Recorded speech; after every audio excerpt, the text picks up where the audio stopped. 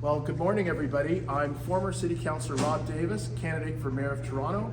I'm here at AM 640, about to debate Josh Matlow. I'm going to ask him why he voted to spend $21 million to change street names in Toronto and only $15 million for safety on the TTC. All right, so we are heading into the June mayoral vote, June 26th.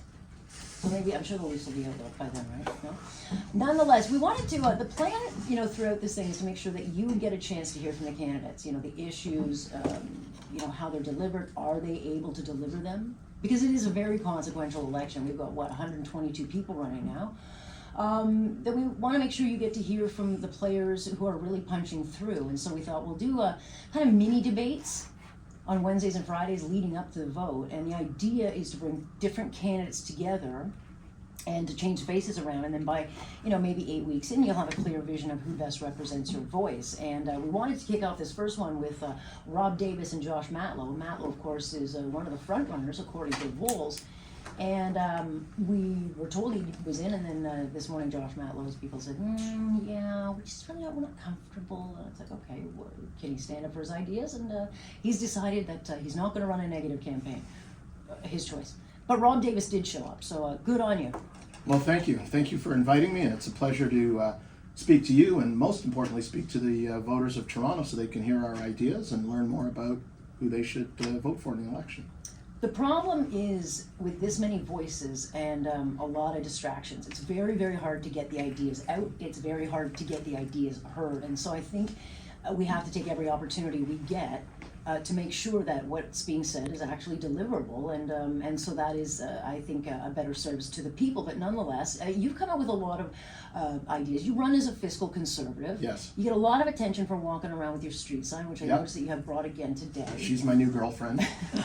Well, not so sure you want to announce that one, but she gets a lot of traction for you. But you are in fact running on things like crime and safety and your record. What is your biggest takeaway been so far since the campaign started, as far as people getting the message? Are they hearing? They are hearing. I get people who stop me on the Danforth and say, "Where's your sign?" Other folks who have said, I'm 100% with you on stopping the expansion of all of these bike lanes on Bloor Street. So the message is punching through. I'm not going to pretend in any way, shape, or form that I'm the front runner on this campaign, because it's been a while since I've been on council. But when it comes to ideas, I'm the front runner. When it comes to being responsible with taxpayers' money, I'm the front runner. When it comes to fighting crime, I'm the front runner. And so over the course of the next 6.5, 7 weeks, we're going to deliver our message. I believe people are going to hear it. It's going to resonate with them. They're going to understand that I not only have the experience, but I have the ideas and the forward-thinking ability to get things done. And I think that's really, really important. We need a new vision for the city, and we can't replace John Tory with the people who were there in cahoots with them for the last 15 years. Well, you could still run. I mean, there is that opportunity. You could still run. Absolutely. There is a lot of concern, though, when you get this many people running, and the field will narrow down a little bit. But there is a really big concern that the winner of this, or the person who ends up taking the votes, is not going to win with more than 12-13%, which does not represent necessarily the city. Right. Should we run with a ranked ballot? Does this properly represent? Because a lot of people could get very angry, if they don't get a winner that they think is going to represent. Right. Well, almost all of the Toronto City Councillors won without a majority. Many of them won pluralities. But it was like 30%, 40%, not 12%. That's right. Well, that's right. And then what normally happens, or in the normal course of the term of office or a number of terms of office, people come around who may not have voted for you and say, you know what, I didn't vote for you, but I liked you. I had a lot of that when I was first elected, and for those who don't know, I was first elected in 1991, which sounds like a long time ago, with the exception being that I was only 27 years old. So I was one of Ontario's youngest elected officials. I ran because I was fighting corruption in the old city of York. A developer was paying politicians off. They went to jail. He went to jail. And so I was elected on this reform sweep that happened in the old city of York. I fought crime in neighborhoods. I shut down booze cans and after-hours places and crack houses. And I'm going to cut you off, because we know, because I can. It's your show. But, well, Yeah, it is for now. But having said that, like the problem is, I think there's going to be a lot of people that could be very, very unhappy if they don't get someone that they feel represents the needs, in general. And we've got these push polls, as you know, which seem to pick the six Yes. same Well, names. that's happening now. Right. I can show you text. I got a text from a young man says, Rob, I got a call. Your name wasn't on the IVR push poll, blah, blah, blah. And I said, okay, Ali, thanks for letting me know. Oh, by the way, Ali, do you still live in Brampton? Yes. And have you got your driver's license yet? No, I just turned 16. So I have 16-year-olds who live outside of the city of Toronto are getting polling questions about the race in Toronto.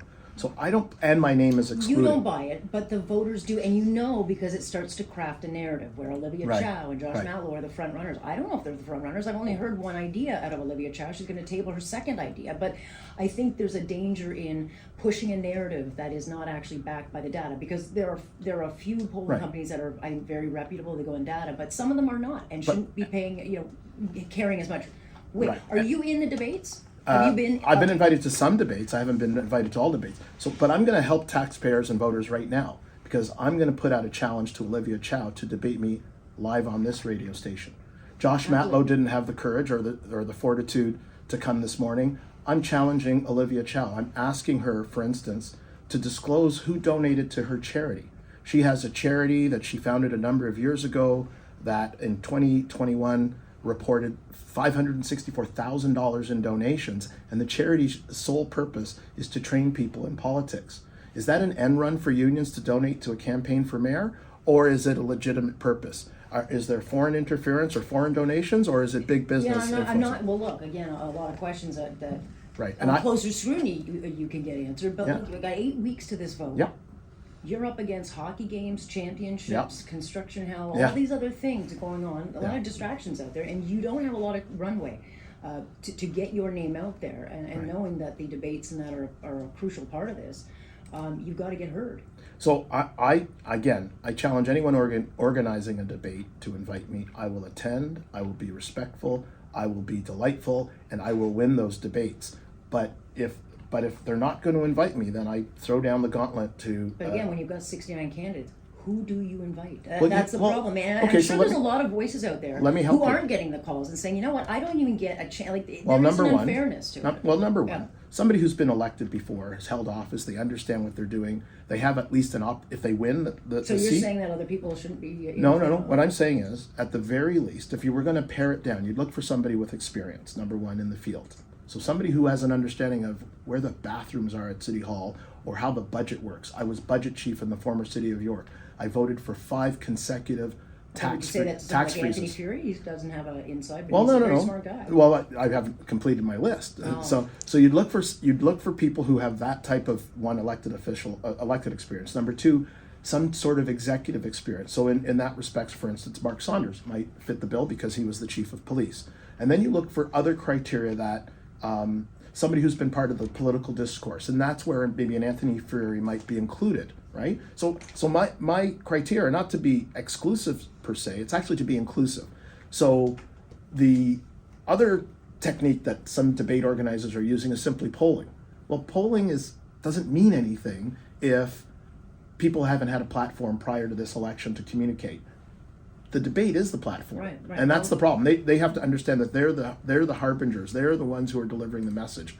They're not the ones who are supposed to filter people out. They're supposed to include as many people as possible. And you can have multiple debates. Yes, you can include the other 50 or 60 people. But let me say this. The same people who are decrying that there's too many people running for mayor will be the same ones who decry that there's not enough people who voted on election day. And running for office is the ultimate form of voter participation. So I don't mind that lots of people are interested and lots of people are running. What I do mind is when the media or other organizers sort of mute those voices. Yeah. And I'm going to be the person who brings all of those people together if you elect me mayor. Well, you just had about the easiest 8 minutes that you've had. It'll not be that easy next time. But at least you showed up. So the purpose is, have a conversation. I do appreciate that, and we will talk again because you've got another 8 weeks to go. Absolutely. I look forward to it. All right, there you go, Rob Davis. Didn't push him all that hard, but you did show up, which is half the thing. So the invitation, what is that? Oh my God. Is that a chicken? Must be Josh. Oh. Josh Matlow didn't show up. Is that your What happened? ringtone? Is a chicken? Okay. It was the you it was go. Josh calling It it. was a chicken. All right, there you go. Whee! That was quite the ride. No, I'm not talking about the slide. I'm talking about the debate I just had at Toronto 640 with Alex Pierson. Josh Matlow was supposed to show up. Oh, by the way, I'm former City Councillor Rob Davis, candidate for mayor. This morning, we were going to have a debate with Josh Matlow. Guess who didn't show up? That's right, Josh Matlow. So, let me say this. From now on, we're going to refer to him as Kentucky Fried Matlow. That's right, he was too chicken to debate, he didn't show up. If you elect me mayor, I'm going to show up every single day to make our city safer, cleaner, and kinder, because taxpayers deserve a better Toronto for all.